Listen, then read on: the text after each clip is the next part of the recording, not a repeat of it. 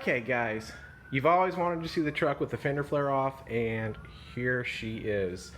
Now, I know you're all going to be like, take the fender flares off. Why don't you just take the fender flares off? Look at all of that stance. I mean, that's a pretty good little amount of tire sticking out. But I'm going to go over reasons that I can't take them off and reasons why future truck owners or current truck owners should probably stay away from fender flares. So you can see why. Look at this. It's rubbed all the way through my clear coat, through my paint, probably through the primer. I mean, there's a pretty good size difference, pretty good little ridge there from where the paint is and where the paint's not. So that right there is why I still have the fender flares on, and why I can't take them off.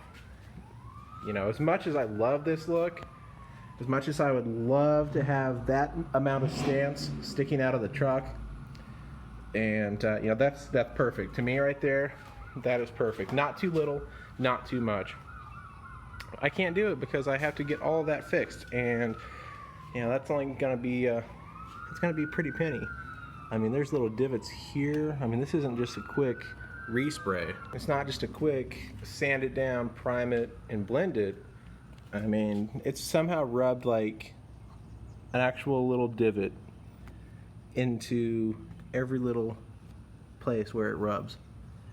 And you would think that the fender flares would be safe on your paint because they've got these little rubber edges that you could put on them.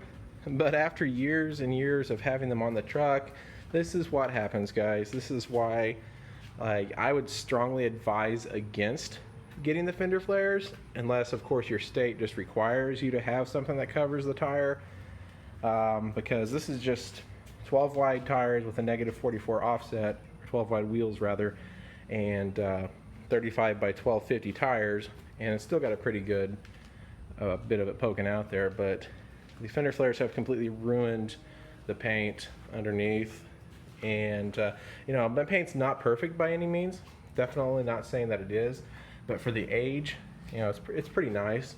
And it's done that on the front, on every side. I mean, there's not a single side with it untouched, and that's what sucks. That if it was, you know, just on a couple of sides, I'd probably go ahead and throw the money at it and you know, get it repaired to where I could actually drive with the fender flares taken off.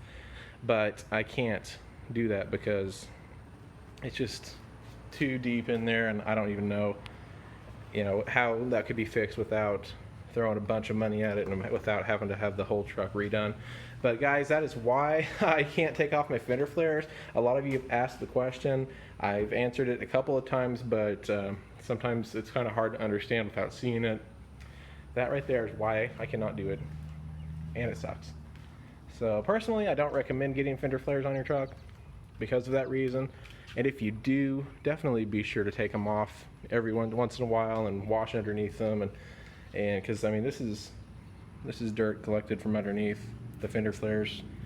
After I usually go a couple 6 months, I guess, between washing underneath the flares, and that's what happens. So that's rust inhibitors, you know, all that dirt just hanging out under there, trying to rust your fenders out. And of course I won't rust this bed since it's not metal, but up front I've got to be careful because it can rust that out. So don't recommend it, but if you have to, then you have to.